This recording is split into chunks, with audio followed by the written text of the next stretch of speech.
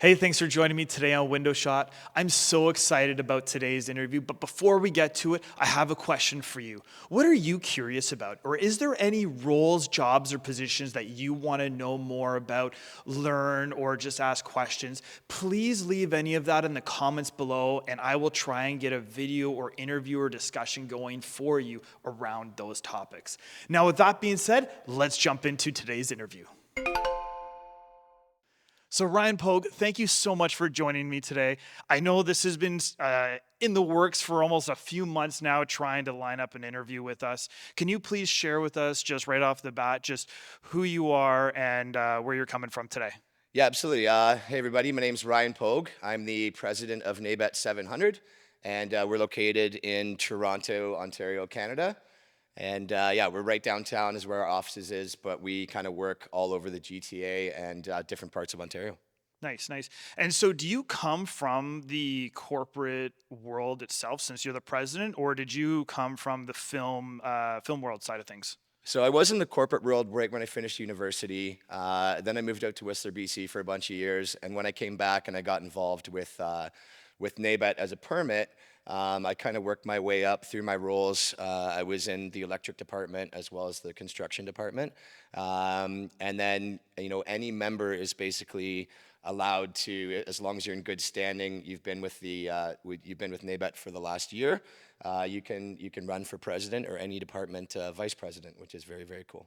Neat. Now, all the years we've known each other, I never actually knew that you were actually in the carp side of things as well. Like Yeah. you never mentioned that through all the years. Now, how many years were you doing carp and lighting before you chose to actually run for president? It was probably about 10 years. I ran 3 years ago, and then I ran again this year. So it was a lot of fun to get involved, and you get to know a lot of people, especially when you're putting your name out and getting out there and doing all kinds of different speeches and conferences and that sort of thing. So it was really cool. I mean, to try and get to know everybody, that's got to be really difficult. Like, what is the membership number currently sitting at? So right now we have just over 1,100 members, and I believe we have over 1,300 permits. Our permits have been growing, which is great because once you do your permit hours, then you become a member. And what's really great about NABET is once you're a member, you kind of get first pick at doing the different work that comes across your plate. Nice. Now, so far, is it what you've expected? Like, what's been the hardest thing that you've had to overcome, or even surprises along the way now that you've gone from being a film technician to being president? Well, I mean, you're working 7 days a week. I wasn't really expecting that, but no, you're pretty much always on call. You got to be there to, answer to the membership. I was elected by the membership to work for the membership. So any times they have any kind of like questions or concerns, they usually reach out to info@nabet700.com. The information gets passed on to me, and then I'll reach out directly and try to rectify whatever situation it is, whether it's something that's happening on set, something that's happened at a general membership meeting, and just the ability to, just again, work for the membership. I like being on set to see the creative aspects of how movies are getting done, how TV series are getting done. I also produce music. I love that creative aspect. And again, when I was in the electric role, I was an electric tech, and then I had the opportunity to become a best boy, which is now called second category, or not second category, a second technician, pardon me. And then I also doing that role, anytime the gaffer in the electric department, which is kind of the top guy, if they have to go on survey or they have to do something, then I would step in and I would get a chance to do some gaffing roles and that sort of thing. So you get a chance to manage your department. You get a chance to work with the director of photography at that point, with the directors. You're right there on set. So that's what was really, really exciting once you get into that kind of role. So now transferring into a management role as the president, or if you decide to become a vice president, having all of those experiences really helps you out in the long run. Do you miss it at all? Do you miss being on set? I do miss being on set. But that's why I like to go do set visits as well, just to kind of see how everybody's doing and whatnot, and see the the creative aspects as well. I mean, I never really realized that, but that's kind of a cool aspect where you just literally get to show up on any set you want under the NABET 700, for a group and not have to actually do some of the grinding hard work that Oh the yeah. rest of us are doing and just be able to be, okay, this is really cool. This is really neat. If we're doing something really cool that day, you can just go and just check that out. Oh yeah, yeah. I miss picking up, like a 4K light on a stand and moving it by myself, because we do work like quite lean compared to some other different unions. So it just really helps with the process to get things done kind of in a quicker fashion and that sort of thing. So I really do miss it. Even running cable and stuff sometimes, I always like doing hard manual labor. So I do miss kind of doing that sort of stuff. It's really weird because I couldn't agree more with you. It's kind of like that hard manual labor really is something that I don't know. It's weird. I just really enjoy doing, even Yeah, though it's long grinding hours, laying for hundreds of thousands of feet, yeah. and you're just like, why am I doing this? But there's this like weird love, appreciation for what you're doing and what you're being a part of. Yeah, I really enjoyed it because it's when it's lights, camera, action, it's go time. So, when you show up in the morning for work, I always say, show up early, never be late. That's the number one rule because everybody's counting on you and time is money. So you might show up, you have to run a bunch of cable, get lights set up, the grips are busy, getting their flags set up. Hair and makeup, they've been working for a couple hours. Everybody kind of comes to set, okay, let's go. Then you get a chance to kind of step back, let them do their, shooting and all that kind of stuff. So you do have breaks throughout the day, but when it's go time, and I really enjoyed that. So, when trying to move into more of a management position or role within the union, does the union help with any type of training or preparation or anything like that for a management position? Yeah, absolutely. One thing that was really exciting is this year, one of the things I really wanted to kind of push was the training. A lot of previous years we did, the working at heights training, the lift certificate training, but we kind of really branched out. So we have like a textured hair training component now for the hair department for doing different styles of different diverse people's hairs and different types of makeups and skin tones. So that really helps out because a lot of times when you're, let's say you're in a hair makeup school, you don't see how things turn out on camera so much. So we've got that. We've got a lighting 101 course that we've started up. So that really helps out with people who have been on set in the independent world but haven't been on a big production. So safety's the number one concern. And we have the list goes on and on and on, and you can find all that information on our website. Another really good thing is because we're under the umbrella of Unifor, which is the biggest union in Canada, there's a lot of training that you can get online through Unifor, as well as, you can speak to, myself or any other of the management to say, this is what I'd like to do.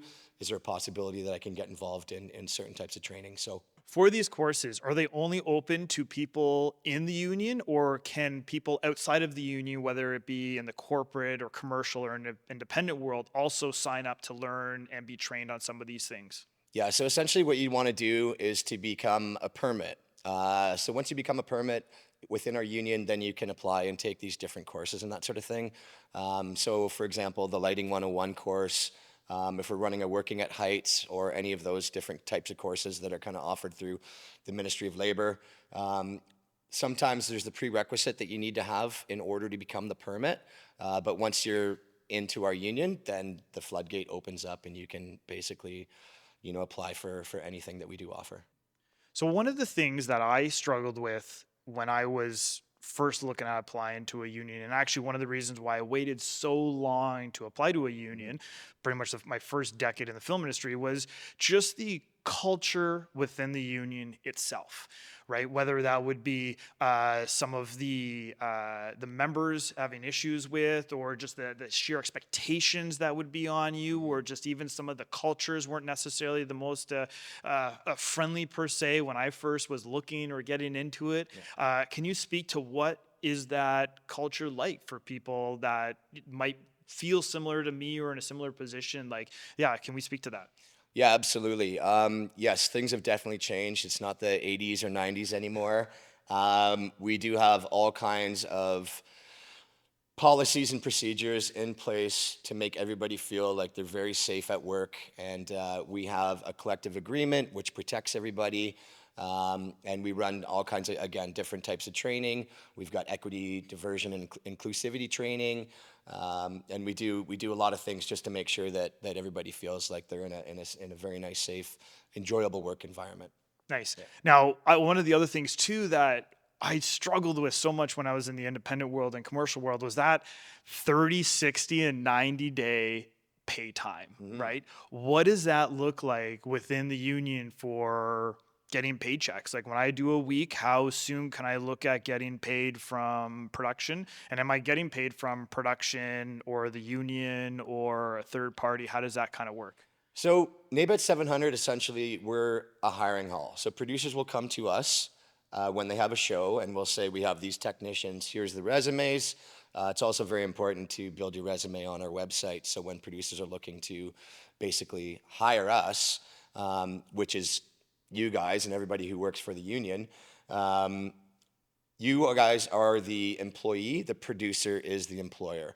Because we have a collective agreement that we sign with the producers, everybody gets paid weekly, so you work your first week, you're paid on the following Thursday, kind of thing. So no more 30, 60, or 90-day paychecks or wait times, no following up, no adding interest. Exactly. That can be kind of frustrating in the independent world, but when you're when you're a union member, you're getting paid weekly, which is fantastic. Now, what's the difference then? Because I've understood too that you can get paid as an employee and corporate as well, that's an option. Can you speak a little bit to what the differences are for people? Yes, absolutely. So you can work as an employee or you can work as a contractor, and you can be incorporated because you're being hired by a production.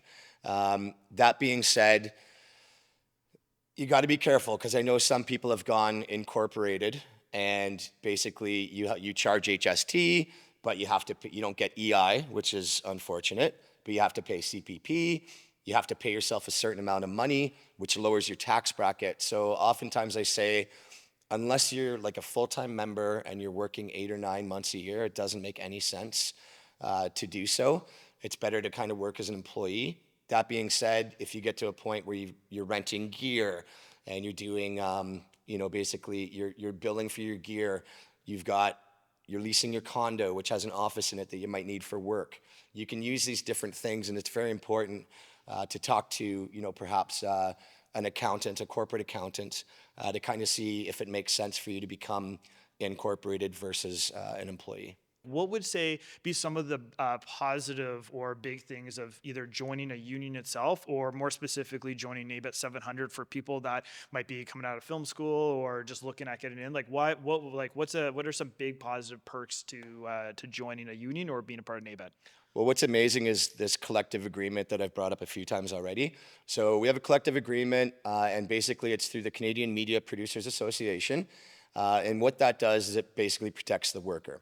So you've got a guaranteed wage, you've got overtime that's calculated, there's meal penalty, you get fed every day on set. That was one of my most favorite things. So you get breakfast, you get a substantial, which is like a snack kind of between breakfast and lunch. You get a catered lunchtime, another substantial in the afternoon, and if you work 12 hours, you get what's called a second meal. So oftentimes, if you're busy all through the week, you don't even have to worry about getting groceries, which was a big plus. Plus the craft truck, right? And there's a craft truck. So the craft truck, you can go there and kind of get food anytime you want, which is fantastic. I kind of just describe it as like it's a 7-Eleven on wheels, basically, right? You can just go on and just help yourself to whatever. That's right. Well, you can't really go on it anymore since COVID. We used to be able to go on there and everybody be all crunched in there and grabbing food and that sort of thing. So now what you do is, oftentimes there's an app on your phone. You can just kind of key in what you'd like, and then it says your order's ready and you go pick it up quickly. So you don't have to leave set for too long. You know exactly when your food's ready. You can either send somebody to go get it, or you can just take a quick break, as long as you let your supervisors know and get back to it. So now for a lot of us, when we see the credits, there is a large list of people on that. There are a lot of different departments that are a part of putting this whole thing together. Yes. A lot of us might know in a union, okay, there's got to be camera department. What are all the different departments that fall under a union, or specifically NABET 700, that you would cover for people that are interested, that might not even realize that this department would actually fall underneath the union, that I actually have another option to try and apply for. Do you have a list that we can take a look at? Yeah, absolutely. If you just give me a quick second here. Yeah, so we've got the continuity department. So basically, that's a person that makes sure that from scene to scene and cut to cut, like everything makes sense and things aren't moving around. I think we can remember something that happened in Lord of the Rings or one of those movies where there was a Starbucks cup that was left on set. So things like that. Game of Thrones. Game of Thrones. There's Game of Thrones. Yes, right. So that's continuity department. We've got the costume department. So that's very involved. You know, basically creating costumes from nothing and just a sketchbook and an idea. We've got the construction department, which I was a part of. So that's building the sets and all that kind of stuff, which is very, very cool because you get to use all kinds of different materials and, you know, really that's what the camera sees. So that's a pretty fun thing to get involved in. We've got our hair department. We've got a lighting department, which is the electrics. So they do all the lights on set. They run the power to set from the generators. And again, they work with the director of photography. You've got our makeup department.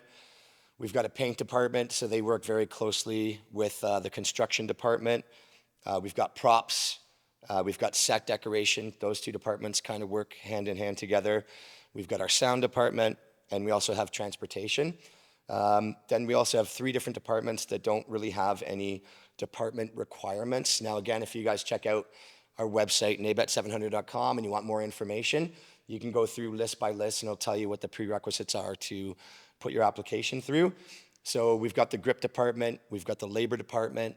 So the grips are the ones that are helping out camera, running dolly, you know, putting in the scaffolding, all that kind of stuff, and flags and different things like that during the day, helping out the lighting department as well as camera. The labor department kind of helps out construction a lot of times, or any other department that might need some guys to do some labor. And then we also have the special effects department, which is pretty cool. Yes, it is. I know a lot of people that are always honing in on that one in particular. Now, is there any department that you're seeing any type of growth in, or even needing more people to kind of look into doing that? Well, I know right now we've just accepted, I believe in like the last month, almost 30 construction members. So we got involved in our first reality TV series that we've ever done, and they needed 300 carpenters. And our union only had 100 or so. So a lot of guys who were working on that show, because it was a NABET signatory show, but we allowed them what's called a variance so they could hire whoever else they wanted. Those guys, once they've kind of got their hours and their days, were able to apply as permits to our union. And it's a really, really great thing. So construction, you know, a lot of guys, when you get your construction, you know, you get your CARP certificate and all that kind of stuff, you kind of get into home renovations and building things and that sort of thing, and maybe not, you know, being aware that, you know, we go 12 hours a day kind of thing, 7 days a week with our construction, getting sets and that sort of thing built up. Again, with the lighting and grips, some of the departments just require more people. Somebody like in a continuity, there might be one person per show, maybe 2 people per show or movie that are working on that, where we might have 10 grips and 10 electrics working on the show kind of thing. So some of the stuff too is kind of before the scenes. So again, construction, the paint department, sets, props, they're all kind of like before everything gets going. So I haven't really had a chance to see too much of that because more so I would be on set as things were being shot. But yeah, we're always hiring. Some other unions kind of put a cutoff to it. So we are always looking for good, fresh talent. Nice. And for work, do you find yourself being very seasonal, or is it kind of like all year for these people that are looking at joining? What kind of expectations should they hope to have, or should they be kind of keeping some of those side things as well, and that they can kind of do a little bit of both? Yeah, basically my advice is when you become a permit, you're not going to be working every single day because our members do work first. But right now, we have so much going on, like all the permits are working, which is great. So you always want to kind of keep something on the back burner because it does take a little bit of time to accrue your $2,000. So as a permit, you need to basically pay $2,000 to the union. A percentage comes off of each check, and once you get to that, then you get accepted into membership. And again, it's a freelance union, so we do operate all year, but most of the time, for the most part, I would say productions really like to shoot in Toronto and the surrounding areas, I would say from end of February until about November, sometimes into December. We do have shows that go all through the whole year, but you can kind of count on it. And the thing that I really liked was I'd spend a lot of my winters either away snowboarding for a month or down in Florida fishing and that kind of thing. So I really enjoyed having that flexibility. It's not like you're getting in a career job where you're working 50 weeks a year with 2 weeks off and that's all you get. So sometimes you can work a show and you'll also know that, okay, I've got 2 weeks off before my next show. So a lot of people will just kind of pack up and go take a quick trip and then get right back into it because it is intensive. You do end up working 60, 70-hour weeks sometimes, depending on the show. So it's really good to take time for yourself as well. Yeah, I used to love trying to take January and February and March off just because they're always rough to work in outside. I just always really dislike filming outside in the wintertime. It's just not pleasant. But then, like you said, it's you gotta pace yourself. You gotta. One of the questions I ask a lot of people is like, what is your work-life balance in this industry? Because if you don't take those times to recharge, it drains you in a whole other level. So yeah, January, February, March, I always love taking off, not only for the rest of relaxation, but just I couldn't stand filming outside in the wintertime. Absolutely. Can you explain a little bit more about the difference between what a member and a permit is? Yeah, absolutely. So a permit to become a permit, you need to have 40 days of on-set experience. That could be through your schooling, that could be working independent films, that could be little movies of the week, like a Hallmark show that might be an independent. Sorry, when you say schooling, can you elaborate on that for people? Yeah, sorry. So, I mean, if you're taking a film and television program and you've done any projects that are on YouTube or anything else that you can reference, again, it shows you how to build your resume for when you're applying because our heads of department are going to look at that. And most of these people have been doing it for 10 or 20 years. So they know when they look at a resume, who has the proper appropriate experience and who may not. So it's very, you want to have who the producer of the project was, who the head lighting technician was, et cetera, et cetera. Just sometimes so that, it's like having a reference and being able to, just double check that you know what you're doing when you come to set. But again, it's 40 days, which is what we require to become a permit. Again, once you become a permit, you're totally 100% eligible to work on any of our film sets. And you work underneath, people have been doing it for a long time. So you're not going to have to get in over your head. Just make sure if there's something that you feel like you're unable to do, always you have the right to refuse work if you don't feel safe, and you're going to learn kind of daily every time you're on set, more and more. Again, it's always good to take some of our training as well.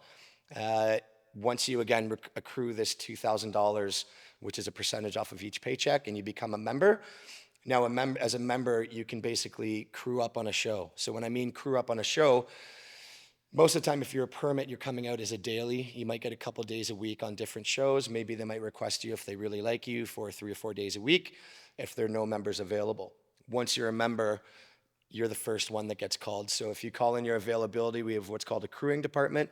And once you call in the crewing department, your name is up there and you'll get called out for various shows and various, crewing positions that may come up. Now, with that being said, for those people that have just got their permit status, they've just gotten to the unit, they've gone through that process, what does that look like from the time where they get accepted as a permit to them being able to do their first day on set? What is the steps that they should look to be aware of, or is there anything more that they need to do? There literally is no more steps to do in that situation. It's just call in your availability, and I suggest calling in your availability the week before, so maybe a Thursday or Friday if you know what your schedule is like the following week. So if you still have a part-time job and you know you're working Tuesday, Wednesday, call in the union, talk to our crewing staff, and say, hey, look, I'm available next week for Monday, Thursday, and Friday. So at least then we get busy and we get calls on the weekend and stuff because sometimes they might shoot, the crew might shoot until late Friday night. So our crewing department is open 7 days a week, but if you call in early, they're going to get the earliest calls kind of thing. So if you wait until Sunday night to call in your availability for the week, some of those Monday, Tuesday spots may have already been filled from Friday or Saturday of the previous week. Now, you really do want to try and become a member, right? From the stance like you're going to get more work, more jobs, you're going to have seniority over, say, other people below type of thing. Is there a rough timeline that usually it takes for somebody to go from a permit to a member? It's honestly, it comes down to the individual. A lot of times I say, you never want to be late. That's the number one thing. I know I mentioned that earlier in the interview. But it's also about networking and personal relationship building.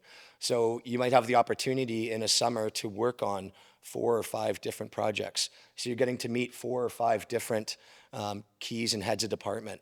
So once you build those kind of relationships, that's when you start getting called out more. And when it's very, very busy, if they can't crew a show with members, you might have an opportunity as a permit to come on the show, in which case you can pay off the dues in a very quick time and become a member.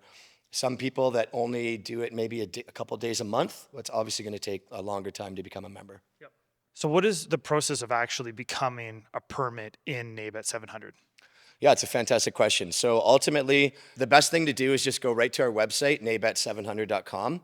It's got all the information right at your fingertips there for whichever department you're looking at. You can also apply for 2 different departments.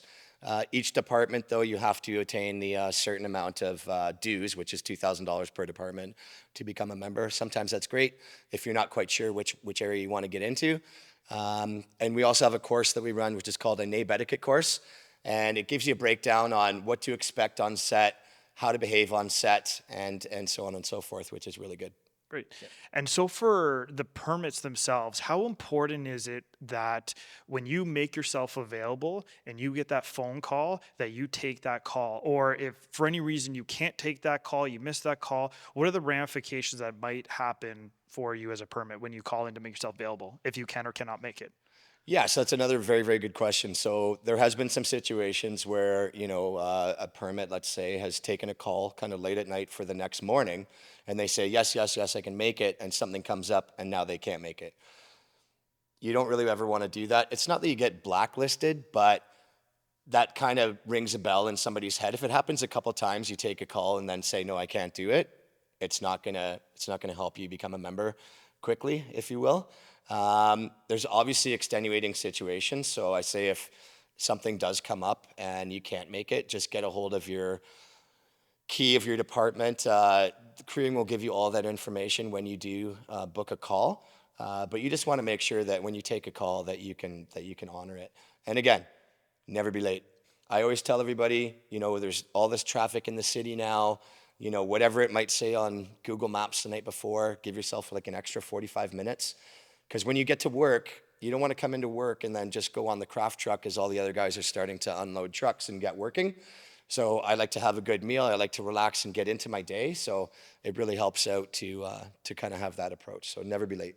I never understood the guys that can just, or the people or individuals that can just show up on set, jump out of their car, grab a quick bite to eat, and then just jump on set. Like I need that process time to be able to get that going. And what is it? To be early is to be on time. To be on time is to be late, and to be late is to be fired. That's right. I've said that so many times on this show. Like, and just like here you go. Like I'm not just the only person saying how important that is to be early for that, but it really is important. Like when you take that call, you really need to honor that. Like it isn't just a fluff thing when you're calling in or you're doing this. Like you really need to take this seriously. Absolutely. Yes. And the key of the department is also going to know your name. They're going to know that you decided to cancel last minute. So when they're the ones who are, calling in and requesting people, they'll remember that. So it's just one thing. I just try to avoid it at all costs. Yeah. So does somebody need to have any type of prerequisite training, whether schooling or just coming from another industry to be able to apply? And how much experience should somebody have before applying? Yeah, so essentially, I believe like pretty much across the board, what we're looking for is we want you to have 40 days, and I keep stressing it, 40 days of on-set experience. It's like 2 months of work. So that's working independent films. That's, like I mentioned before, that's working on student films. That's working in commercial land, working on commercials or music videos. As long as you can demonstrate that you've got the experience, you can apply as a permit. So for those of us that have gone to film school, how helpful is it to be able to get into the union? Oh, it's absolutely helpful, and we really appreciate people that have taken obviously the time to and the money to go through film school. But again, it's just we want you to be, you're not necessarily going to go right from film school into a union. You want to get yourself out into the freelance world by doing either commercials, music videos. We've got different resources on our website, again, nabet700.com, where you can find out different basically hiring companies that you can get involved with, and word of mouth and that sort of thing as well. So the film school is great, but again, we want to see a bit of a detailed resume. The film school does count towards your 40 days, so it's definitely advantageous to get involved. Now, when I finally get into the union, do I wait for the call stewards to call me, or is it something that I should be out there hustling and working and networking with the heads and the keys to try and be able to find work, or is it really left up to I've applied and now I'm waiting for the union to call me? No, absolutely not. A lot of times, the people that call in their availability are the ones that are going to get called because in our union, we know it's freelance. So if you don't call in your availability, the call stewards just assume that you're not available to work. So that's the very, very important is to make sure that, as again, when you're available, call in your availability, call it in every week so that the call stewards remember your name and then just go on from there. It's really good. Now, and earlier you had mentioned about daily, weekly, and crew positional spots. Can you explain a little bit more about what the difference are between those three? Yeah, sure. So a daily, you're getting called out for a single day. There's actually a premium for that. You get 75 cents an hour on top of whatever tier pay that you have. Again, when you get into our union, you get our collective agreement. So it's very important to go and see what your pay scale is. Helps you out when you're filling out what's called a deal memo, so that right from the get-go, you know that you're getting the appropriate pay that you should be getting. A weekly is where, let's say, the show has a studio, and then they're going to be on the road for a week, and they're going to be putting you up in a hotel and that sort of thing.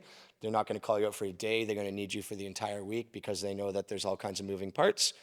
And again, a crew position is when you're part of the 5, 6, 7, 8 people that are in each department, and you work from the beginning of production, basically when camera starts rolling, right until the end. And a lot of times you have maybe a week or two of prep in the studio, or taking things down when the show is over. Now, how easy is it to change departments once you've actually joined or become, whether you're a permanent or a member, or can you even change departments? Like you've just done construction for 10 years, you're like, I want to go do electric. Like, is that something that you're able to do? What's the process, or can you even do it? Yeah, you definitely can do it. But again, let's say you have 10 years in construction, you can't just jump on and as electric. You need to still have that onset experience, just because of safety and understanding what lights are. When the keys are calling for, like a 360, you need to know what that is. So yeah, again, like somebody who was in carpentry would have to go back out into independent world, get those 40 days, and then apply into that department. So when we're calling in as a permit, how does the union prioritize that list for 50 people that call in that day over countless hours? Like who gets first ranking to last ranking? Yeah, essentially. So it could be, if you're calling in on the day, as I mentioned before, somebody could have called in on the Thursday. So if you're calling in on the Sunday or Monday, your name's going to be further down the list. So that's why I recommend to call in your availability as soon as possible. The first people that call in their availability at the top of the list, and so on and so forth, will go down the list. So you really want to be on top of that. When that next day comes for you call, be that first person and call right away. Don't miss out. Yes, absolutely. That's my advice for sure. And yeah, you want to be at the top of the list. And again, when you're calling constantly and crewing they're not necessarily going to meet you face to face, but they're going to remember your name and they're going to remember that you're keen and you're going to get the calls. Cool. Now, we're in a really big shift right now within the industry itself, with just everything that's going on with AI and strikes and just the shifting of the amount of production that's happening. What advice do you have for anybody that's either, say, coming out of film school, or that have been working in the industry for a little while and uncertain about things, or even somebody that's looking at, say, transitioning from another industry, like we were talking about carps or construction or something like that, looking at coming in? What advice would you have for them right now? My advice is to keep all your doors open because everything is constantly changing. As I mentioned before, we struck a deal with a reality TV show that NABET's never done before. So there's all kinds of moving parts. Then we have our series, we have our movies of the week. But we don't tell you that you can't go work for our competition. And our advice is do as much as you can, because when you come back and you're working with us, we know that you're going to be a top tier technician. So it's always good just to kind of keep all the doors open, and you're free to work with whoever you like. Right. Now, what do you just love about the industry in general? Because like you've transitioned now into the corporate world, and we've heard a little bit about that earlier. But like, what drives you at the end of the day to just keep on staying in film over, say, any other industry? I would just say it's very, very exciting. I mean, there are ups and downs, obviously, but it's the people that I work with. It's my staff. It's working with different producers and that sort of thing. It just every day is brand new. You're not doing the same thing day in and day out. And I think that for me especially, it was very, very important because I always like looking for new challenges and new things to do. So that's definitely the most favorite thing about being in film, I would say. Now, my favorite thing of this whole video is always being able to ask people, what is a fun story that they can share with us about the industry, whether it be something exciting. Like, we spend so much time just talking and sharing stories on set. We're all on full apples, all just sharing. What's a fun thing that you can share with us today? Oh my goodness, fun and scary, I would say. Sure. So I believe it was my first day as a member. So as a permit, you have an opportunity to kind of do all kinds of different jobs within your department. This particular day, I was called out for a lift call. We were shooting literally on, can't remember what the road is, but right at the corner of the Scarborough Bluffs. And I had to get into a 120-foot lift, and I had only been in like a 40-foot lift. So I was good, I was trained, I knew how to operate the lift, but I'd never had a lift that high. I believe I had an 18K, which is an 18,000 watt light bulb shooting down towards this house. And I got up to about, where my safety zone felt, I would say. But I had to go another 80 feet in the air. And once you're up at that height, and if you're not, it's a little bit windy, and you're kind of looking and you can see over the bluffs, and you don't even feel like you're that high, but you're seeing all the way down to the lake. I basically had to tell my key of department, I'm done, I can't do this. So I'm going to sit down, and I'm going to close my eyes, and you're just going to put me from the ground, because in these lifts, you can operate it from the ground or bucket controls. So I basically sat down, closed my eyes, and waited for it to get into position. And once it was in position, I was hanging on the sides. The thing was moving all over the place. But I knew it was level, and I knew it was safe. But you kind of have to fight that. And then once it was good to go, I was fine, because I'm not scared of heights. It was more just the movement of the machine.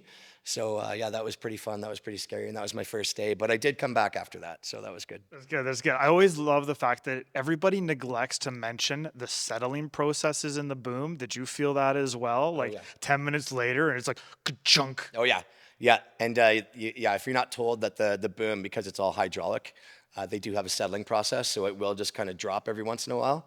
And yeah, you got to get used to that. You're 120 feet up, and the bottom falls out from under you, even just like an inch. You're just like, is this it? Yeah, it feels like you're on drop zone or whatever at Canada's Wonderland. So When you're higher than a lot of the buildings and trees around you, that was my thing as well. It was just sheer terror. absolutely, absolutely. Yeah, that's good. So is there anything else that you would like to share with us today about NABET 700 or unions in general that we haven't covered? I wouldn't say so much. I mean, a lot of the information there, again, is on our website, nabet700.com. I encourage you to apply to as many unions as you possibly can. And if you need any more information, you can always reach out to the staff in my office at info@nabet700.com. Thank you very much, Ryan, for joining us today. I really hope that you learned a little bit from being able to talk unions, being able to see what it's like from this perspective of things. I really hope you feel more confident, a bit more comfortable with applying to be in a union or just take on a bigger production or even just knowing what else is out there. Now, today's sponsor is Tiny Horse Film Studios located here in Waterloo region. We wouldn't be able to do any of this without them. They supply camera, grip, and lighting for all of your studio needs here on location. Check them out. They're going to take really good care of you. Until next time, keep on filming.